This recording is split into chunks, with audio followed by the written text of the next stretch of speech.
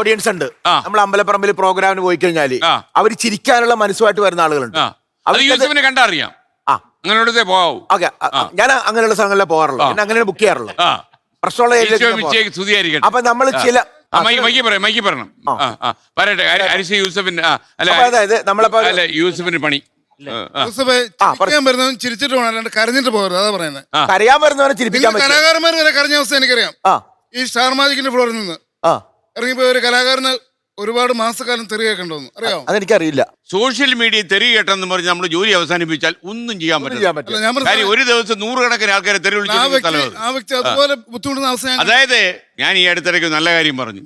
ഒരു മനുഷ്യന് പതനം ഉണ്ടാകുമ്പോൾ ആത്മവിശ്വാസം നഷ്ടപ്പെടുത്തരുത്. അപ്പോഴാണ് പിടിച്ചിട്ടുള്ളത്. യൂസഫൊക്കെ എന്തെല്ലാം പ്രതിസന്ധി കൂടെ. ഞാനിപ്പോ ഒരു പരിപാടി ഇല്ലാഞ്ഞിട്ട് ഞാനിപ്പോ റോട്ടിൽ ഇറങ്ങി ആളുകളോട് ചോദ്യം ചോദിക്കുന്ന ഒരു പരിപാടിയുണ്ട്. അത് ഫേസ്ബുക്കിലും യൂട്യൂബിലും ഇൻസ്റ്റാഗ്രാമിലൊക്കെ ഇടുന്നുണ്ട്. 44 ലക്ഷം വരെ ആളുകൾ കണ്ട എന്റെ പ്രോഗ്രാം ഉണ്ട്.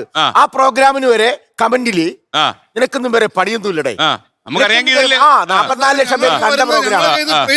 മിമിക്സ് ഇഷ്ടപ്പെടുന്ന ആൾക്കാർ ഞങ്ങൾ പല ടെൻഷൻ കഴിഞ്ഞിട്ടായിരിക്കും വരുന്നത്.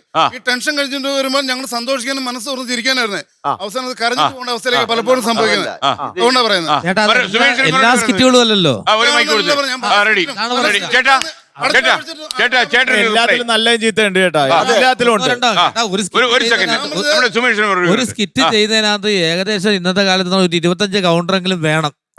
അങ്ങനെ മറ്റൊരു ഇതുപോലെ ഒരു പാട്ടിനെ പോലെ ഒന്നും താത്ത് പറയല്ല, നമുക്ക് റിപ്പീറ്റേഷൻ പറ്റത്തില്ല. അപ്പൊ ഇവരെന്തെങ്കിലും രീതിയിൽ ചെയ്തു വരുമ്പോ 1-2 സ്കിറ്റുകൾ ചിലപ്പോ മോശമായെന്നിരിക്കും. മാത്രം നിങ്ങൾ കണ്ട നിലവാരത്തെ കുറിച്ച് പറയരുതെന്നുള്ള നമ്മുടെ അഭിപ്രായം. തൊഴിലാളികളല്ല, ഞങ്ങൾ കാര്യമായി പറഞ്ഞുള്ളൂ.